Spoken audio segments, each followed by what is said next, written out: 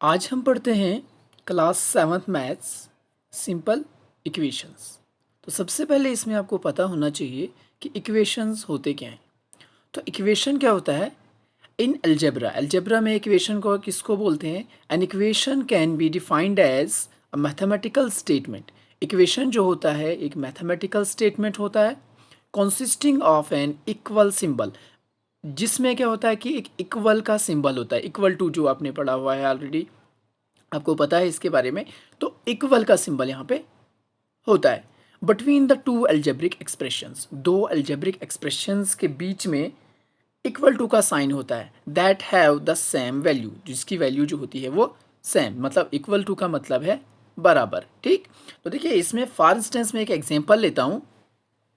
For instance में एक example ले रहा हूँ 3x + 5। देखिए ये एक टर्म है, इसमें ऑपरेशन जो लगा है ठीक वो प्लस का है। ठीक है, 5 = 14।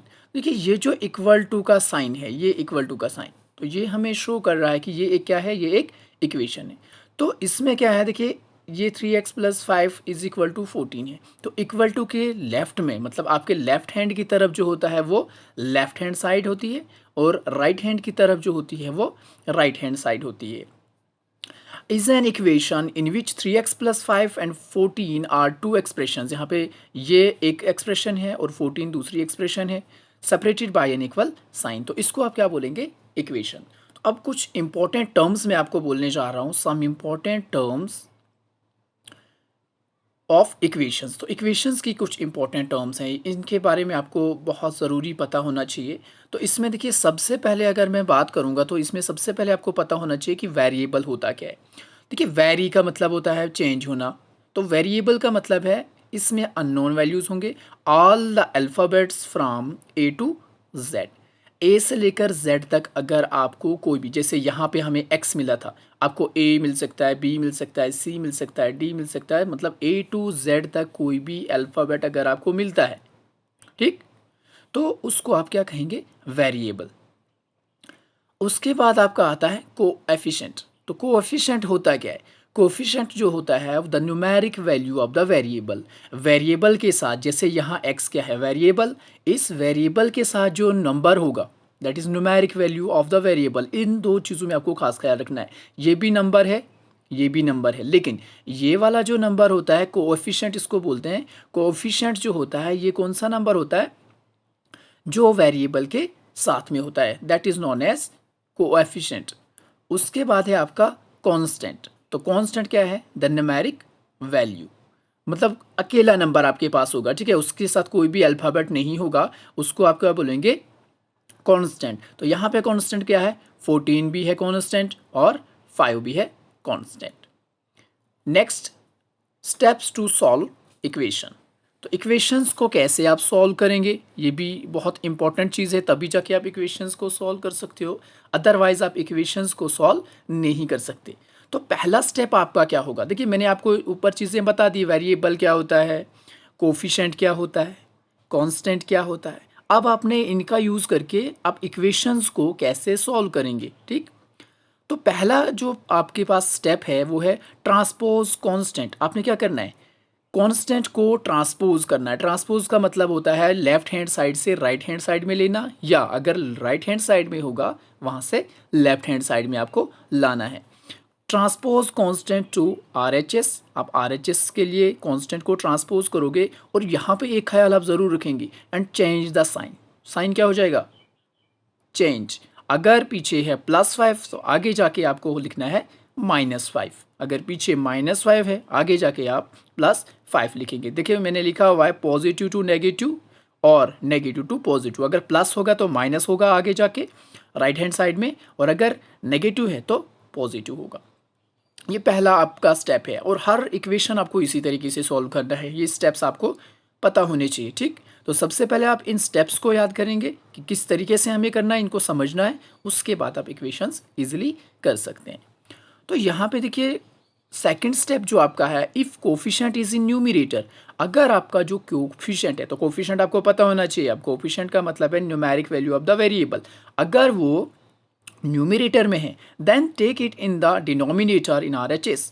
अगर न्यूमरेटर में वो कोफिशिएंट न्यूमरेटर में है तो उसको अपने राइट हैंड साइड में लेना है, लेकिन डिनोमिनेटर में। ठीक, इसका मतलब अपने राइट हैंड साइड को उससे डिवाइड करना है कोफिशिएंट से, अगर वो न्यूमरेटर में है। ठीक, और सिमिलरली अगर डिनोमिनेटर में कोफिशिएंट है तो उसको जब आप राइट हैंड साइड में लेंगे तो वो क्या हो जाएगा, वो मल्टीप्लाई में आपको न्यूमरेटर में लेना। ठीक, डिवाइड में होगा तो आपने देखिए डिवाइड में होगा तो आपको आगे जाके मल्टीप्लाई में लेना है, और अगर पीछे मल्टीप्लाई में है तो आप उसको डिवाइड में लेंगे। ठीक, सो नेक्स्ट जो आपका है find the value of variable. उसके बाद आप क्या करेंगे, जब आप ये दोनों स्टेप्स करेंगे उसके बाद आप क्या करेंगे, राइट हैंड साइड को सॉल्व करेंगे। Find the value of variable, आपके पास जो वेरिएबल दिया गया होगा जैसे एक्स वाई या कुछ भी दिया होगा वेरिएबल, आफ्टर सॉल्विंग RHS, जब आप RHS को सॉल्व करोगे आपके पास जो वैल्यू आएगा वो किसका होगा, वो वेरिएबल का वैल्यू आपको मिल जाएगा। तो इसमें जब हम क्वेश्चंस करेंगे तो आपको पता चल जाएगा कि किस तरीके से हमने इन स्टेप्स का यूज़ करना है। देखिए क्वेश्चन नंबर 1 है यहाँ पे एक्सरसाइज 4.1 का। ठीक, x+3 इज इक्वल टू 0। तो मैंने पहला स्टेप जो आपको बोला था वो क्या था कि आपने कांस्टेंट को, यहाँ पे कांस्टेंट कौन सा है 3, वेरिएबल कौन सा है x, यहाँ पे साइन कौन सा है प्लस, ये प्लस किसके साथ है 3 के साथ, x+3 इज इक्वल टू 0। ठीक, तो यहाँ पे आप क्या करोगे, यहाँ पे आएगा x इज इक्वल टू, मैंने क्या बोला था आपने ट्रांसपोज करना है, इसको कहाँ लेना है राइट में, इसके साथ साइन कौन सा है प्लस, आगे जाके क्या बनेगा माइनस। सिंपल, बस इतना है आपको करना है, तो ये आपका आंसर होगा।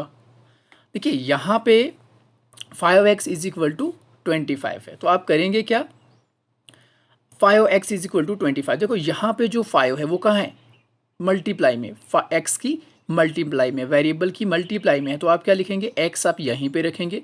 जब मैंने बोला था कि मल्टीप्लाई में होगा तो आपको कहाँ लेना है इसको डिवाइड में। ठीक, तो डिवाइड में जब आप लेंगे ये आएगा 25, राइट हैंड साइड में इसको लेना तो 5, तो इसको जब आप सॉल्व करेंगे तो कितना आ जाएगा 5 1 ज़ा 5 सॉरी और 5 5 ज़ा 25, तो आंसर आपका कितना 5। ठीक, नेक्स्ट देखिए यहाँ पे मैंने तभी 3 टाइप्स के पार्ट्स लिए हैं। ठीक, यहाँ पे मल्टीप्लाई में था आपने राइट हैंड साइड में डिवाइड में ले लिया। ठीक, यहाँ पे +3 था, आगे जाके आप राइट हैंड साइड में कांस्टेंट को ट्रांसपोज करोगे तो क्या आएगा -3। यहाँ है m/3, m/3 का मतलब है यहाँ पे जो आपका कोएफिशिएंट है वो है 1/3। देखिए अगर इसके पीछे कुछ नहीं है तो दैट इज़ 1, तो 1 देखिए यहाँ पे जो 3 है वो किस में है डिवाइड में। ठीक, डिनोमिनेटर में, तो इसको कहाँ लेना पड़ेगा, देखिए आप सॉल्यूशन कैसे लिखेंगे, m इज़ इक्वल टू ये जो 2 यहाँ पे है इस ये जो डिवाइड में है इसको आगे लेके आपको क्या करना है मल्टीप्लाई में लेना है। अगर यहाँ मल्टीप्लाई में था हमने डिवाइड में लिया, अगर डिवाइड में है तो मल्टीप्लाई में लोगे तो क्या आ जाएगा m इज़ इक्वल टू 2 3 ज़ा 6। ठीक, तो ये होगा आपका आंसर। सो नेक्स्ट मैं करता हूँ क्वेश्चन नंबर 2। देखिए यहाँ पे क्वेश्चन नंबर 2 में क्या बोला गया है, right equations for the following statements. आपको कुछ स्टेटमेंट्स दिए गए हैं, मैथमेटिकल स्टेटमेंट्स हैं, आपने इक्वेशन बनाना है। ठीक है, आपको इक्वेशन बनाना है। तो देखिए इसमें क्या है, इसमें सबसे पहले है द सम ऑफ, सम क्या होता है प्लस, तो आपने प्लस का साइन डाल दिया। ठीक, नंबर्स x एंड 4, एक नंबर x है दूसरा नंबर 4 है। ठीक, the sum of numbers x and 4, तो सम का मतलब प्लस x और 4, इज का मतलब इक्वल टू और 9। सिंपल, इक्वेशन आपका जो स्टेटमेंट था वो इक्वेशन फॉर्म में आ गया। अब 2 सब्ट्रैक्टेड फ्रॉम y, तो 2 को सब्ट्रैक्ट किया गया है किस में से, फ्रॉम का मतलब से, इसमें से, ये क्या है y, तो 2 इज सब्ट्रैक्टेड फ्रॉम y, कैसे लिखेंगे आप y माइनस 2, इसका मतलब है 2 इज सब्ट्रैक्टेड, सब्ट्रैक्ट का मतलब क्या है माइनस, देखिए सब्ट्रैक्ट का मतलब माइनस, फ्रॉम का मतलब इसमें से, तो ये पहले लिखना पड़ेगा y minus 2 is equal to 8। Next part है if you taken away, taken away का मतलब भी क्या होता है ले जाना, 6 फ्रॉम 6 टाइम्स y, 6 टाइम्स का y मतलब 6 टाइम्स y मतलब होता है 6 मल्टीप्लाई y, लेकिन यहाँ पे हम मल्टीप्लाई का साइन यूज़ नहीं करते, ये अंडरस्टूड होता है। इसमें से आपको निकालना है किसको, 6 को। टेकन अवे का मतलब है निकाल देना। तो इसमें से जब आप निकालें 6 टाइम्स y का मतलब है 6y, कितना, 6y। फ्रॉम था इसलिए मैंने इसको पहले लिखा, यहाँ पे भी फ्रॉम था, y को पहले लिखना है। टेकन अवे और सब्ट्रैक्टेड का मतलब सेम है। टेकन अवे आप इसमें से ले रहे हो, दैट मीन्स माइनस का साइन। किसको ले रहे हो, 6 को। यू गेट का मतलब है आपको मिला, दैट इज इक्वल टू 60। ठीक। नेक्स्ट है 1/4 ऑफ ए नंबर। 1/4 का मतलब क्या है, 1/4। ऑफ अ नंबर का मतलब है, ऑफ का मतलब मल्टीप्लाई होता है। ठीक। तो ऑफ अ नंबर मतलब आप यहाँ पे x, ये मल्टीप्लाई में है। ठीक है, आप 1/4x -4, माइनस क्या करना है आपको, 4। गिव्स का मतलब फिर से इक्वल टू कितना है, 4। तो आप सीधा इसको 1/4 का मतलब है x/4 भी लिख सकते हो, क्योंकि x 1 x आप लिखेंगे, या आप ऐसे भी लिख सकते हो 1/4। देखिए 1/4 का मतलब है 1/4 इंटू एक्स, तो मल्टीप्लाई यहाँ पे लगाते नहीं हम, अंडरस्टूड होता है। तो माइनस आप कर रहे हैं 4 को, सो गिव्स 4। ठीक। सो नेक्स्ट है question number 3, right the following in statement form. अभी तक तो आपने कौन से फॉर्म, ये स्टेटमेंट था, आपने इक्वेशन बनाया, अब इक्वेशन दिया है आपको कौन सा फॉर्म बनाना है, स्टेटमेंट फॉर्म। देखिए यहाँ पे अगर आप देखेंगे तो क्या लिखेंगे आप, यहाँ पे देखिए ये क्या है 3 और ये क्या है 5, तो क्या लिखेंगे 3/5, चूंकि नीचे है। ठीक। तो 5th आ जाएगा। ठीक।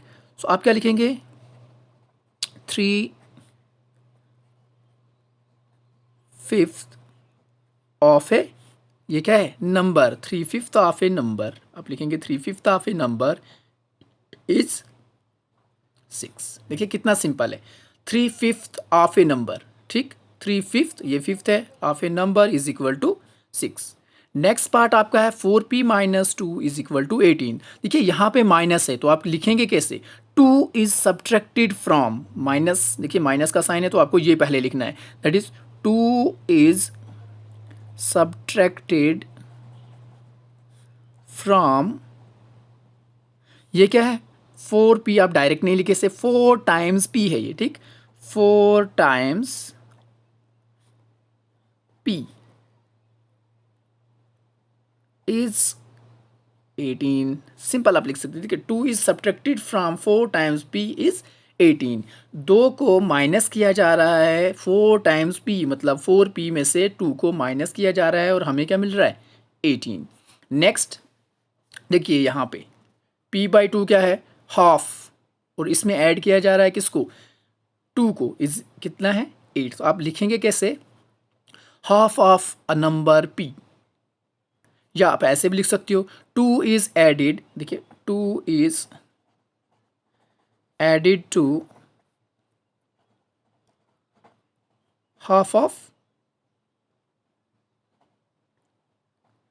अ नंबर p। 2 इज एडिड, 2 को ऐड किया गया किसमें, to half of a number. हाफ का मतलब है ये, देखिए p के पीछे कुछ नहीं है तो 1 होगा, 1/2 क्या होता है हाफ, दैट इज मतलब आधा। तो क्या लिखेंगे, 2 is added to half of a number p, we get, हमें मिलेगा क्या 8। ठीक। तो ये बिल्कुल सिंपल है, आपको सिर्फ समझना है इसको।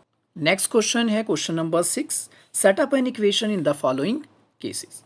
Irfan says that he has 7 marbles. Irfan says that, Irfan कहता है कि उसके पास 7 मार्बल्स मोर देन 5 टाइम्स। ठीक है, 7 marbles more than 5 times the marbles Parmit has. Parmit के पास जो मार्बल्स हैं, ठीक है, इरफान हैज़ 37 मार्बल्स। इरफान के पास टोटल मार्बल्स कितने हैं 37।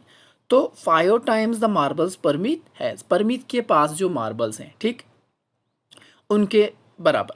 लेकिन हमें पता नहीं है कि परमित के पास कितने हैं। हम क्या लिखेंगे, let the number of Parmit's marble be x. हम ये मान के चलेंगे कि परमित के पास कितने मार्बल्स हैं एक्स। तो अकॉर्डिंग टू क्वेश्चन या अकॉर्डिंग टू स्टेटमेंट अगर हम देखें तो क्या है 5 टाइम्स द मार्बल्स परमित है, तो परमित पे है के पास कितने एक्स। तो 5 टाइम्स द परमिट हैज़ का मतलब क्या आएगा 5 टाइम्स, देखिए आप क्या लिखेंगे 5 टाइम्स, और हमने क्या मार्बल्स को लिखा है एक्स। ठीक है, 5 टाइम्स एक्स। 7 मार्बल्स मोर का मतलब, देखिए मोर का मतलब होता है ऐड, हमेशा ज़्यादा। तो ज़्यादा कब होता है जब हम ऐड करेंगे। तो 5x प्लस कितना करना है 7 इज इक्वल टू कितना है 37। आपको इसमें सिंपल इक्वेशन बनाना है, तो सॉल्व नहीं करना है, इसलिए मैं इसको सॉल्व नहीं कर रहा हूँ। देखिए मैं क्वेश्चन दोबारा से बोलता हूँ। Irfan says that he has 7 marbles more. 7 marble, Irfan के पास जो मार्बल्स हैं वो कितने हैं टोटल 37। अब इसने बोला कि 7 मार्बल्स, परमीत के पास जो मार्बल्स हैं वो है 5 टाइम्स, ठीक 5 टाइम्स, देखिए 5 टाइम्स एक्स, क्योंकि परमीत के पास हमने एक्स मार्बल रखे हैं, तो मोर का मतलब आएगा +7। अगर लेस होता तो फिर आप यहाँ माइनस का साइन डालते हैं, ठीक है। +7 इज इक्वल टू 37, ठीक है। तो देखिए नेक्स्ट पार्ट इसमें है आपका, the teacher tells the class that the highest marks obtained by a student in her class are twice the lowest marks। देखिए ये चीज आपको देखना है, twice the lowest marks +7, the highest score is 87, let the lowest marks be L। L ले लो या आप ले सकते हो X भी। मान लीजिए कि आप जो लोवेस्ट मार्क्स है वो कितने हैं X। क्वेश्चन को समझना है, देखिए क्वेश्चन में ट्वाइस द लोवेस्ट मार्क्स +7, तो आप अकॉर्डिंग टू क्वेश्चन कैसे लिखेंगे, twice the lowest marks, twice का मतलब है 2 इंटू लोवेस्ट मार्क्स, तो लोवेस्ट मार्क्स कितने X। So according to question आप क्या लिखेंगे 2x और प्लस क्या करेंगे 7, और ये जो टोटल मार्क्स हैं आपके ये कितने हैं 87, ठीक। तो ये आपकी जो इक्वेशन है वो हो गई, ठीक।